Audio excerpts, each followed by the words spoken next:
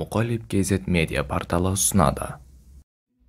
Мұса Раббысына айтты: «Я Раббым, сен адамды жараттың, оған жан үрледің, періштелеріңе оған сәжде қылғыздың, оны жәннатыңа кіргіздің, оның тәубесін қабыл еттің.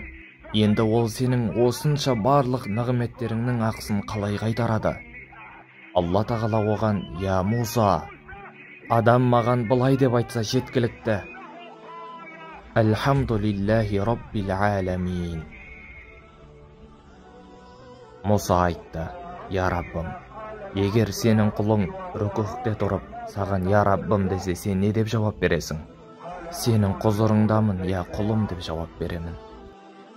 Ал егер ол сәждеде тұрып, «Я Раббым» десе, не дейсің?» «Мен оған құзырыңдамын, я құлым» деймін. Муса айтты: «Ал егер ол саған қарсы шығып тұрып, «Раббым» десе ше?» «Мен оған құзырыңдамын, құзырыңдамын, құзырыңдамын» деп айтамын.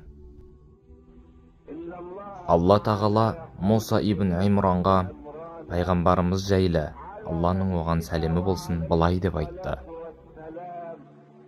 Тәурат кітабын алғаннан кейін Муса Раббысына былай деді: «Расында мен Тәураттың ішінен мынандай жазуды көрдім.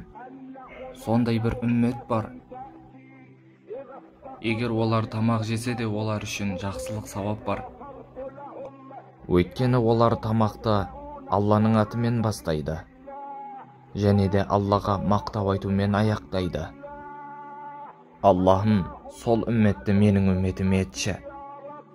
Алла тағала Мусаға: «Я Муса, олар Мұхаммедтің үмметі». Муса айтты: «Я Раббым, мен ол жерден тағы да мынандай жазулар көрдім. Бір сондай үммет бар. Егер олар бір жамандықты ниет етсе, алайда Аллаға деген қорқыныштан олар оны жасамай тәрк етсе, сен оларға жақсылық пен сауаптар жазасың. Оларды менің үмметім етші, я Раббым». Алла тағала оған: «Я Муса, олар Мұхаммедтің үмметі». Муса былай деп айтты: «Я Раббым, мен тағы мынадай жазу оқыдым. Бір сондай үммет бар. Егер олардың біреуі жақсылықты ниет етіп, бірақ оны жасай алмаса, сонда да сен оған сауаптар жазасың. Ал егер олар оны жасаса, олар үшін 10 сауаптан 700 есеге дейінгі аралықта жазылады. Раббым, оларды менің үмметіме етші». Алла тағала оған: «Я Муса, олар Мұхаммедтің үмметі».